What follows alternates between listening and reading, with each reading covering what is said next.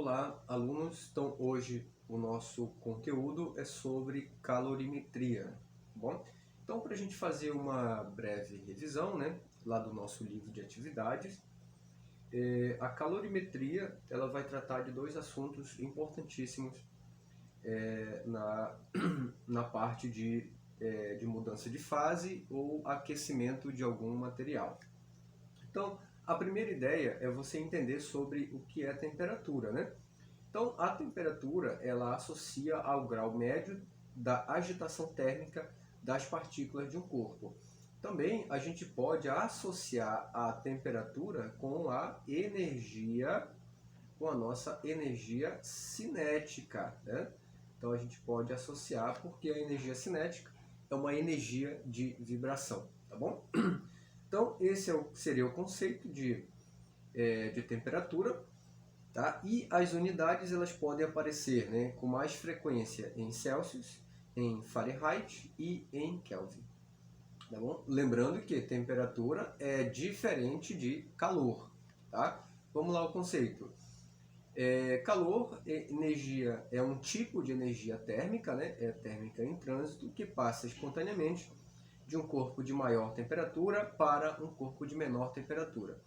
As unidades elas podem estar em joules, que é no sistema internacional, tá bom? Lembrando que a temperatura no sistema internacional é o Kelvin, tá? E ela pode ser dada também em calorias. Agora, quando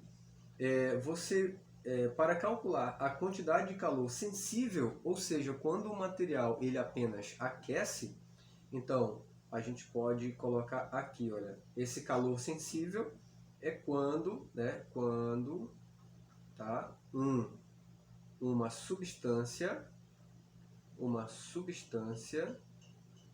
aquece, tá certo? Então, quando ela aquece, então a gente vai chamar esse calor de sensível, a gente usa essa equação. E quando a substância ela muda de fase, né, nós chamamos de calor latente, tá bom? Lembrando que calor latente, na mudança de fase, ela não altera a sua temperatura. A temperatura fica a mesma durante a mudança de fase. Por exemplo, se você tem uma pedra de gelo, por exemplo, aí você coloca a pedrinha de gelo numa panela e aquece, né?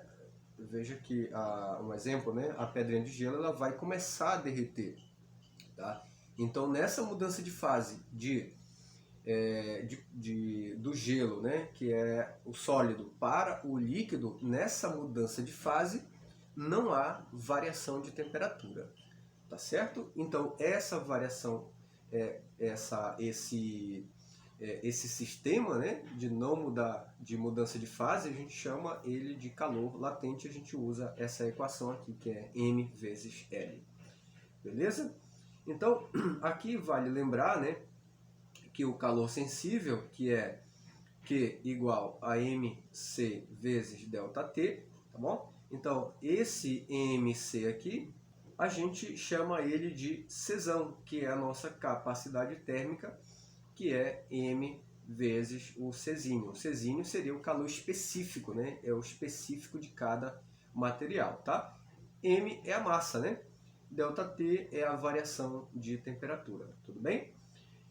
Então, a gente pode reescrever essa nossa equação da seguinte forma, né?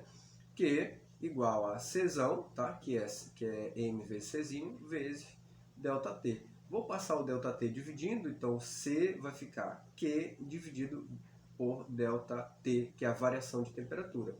Então, esse seria a nossa equação da capacidade térmica. Beleza? Então, vamos para o nosso exercício. Bem, primeiro exercício que diz o seguinte, analise as proposições a seguir. Então diz assim, o calor deve ser medido somente em calorias. Não, né? Ele pode ser medido também em joule, tá? Ou joule, né? Como era o nome do cara. Então joule também. Então essa opção é falso. Segunda opção, o trabalho é energia transferida e, portanto, pode ser medido em joules, né? Verdadeiro. Então, essa opção aqui é verdadeira.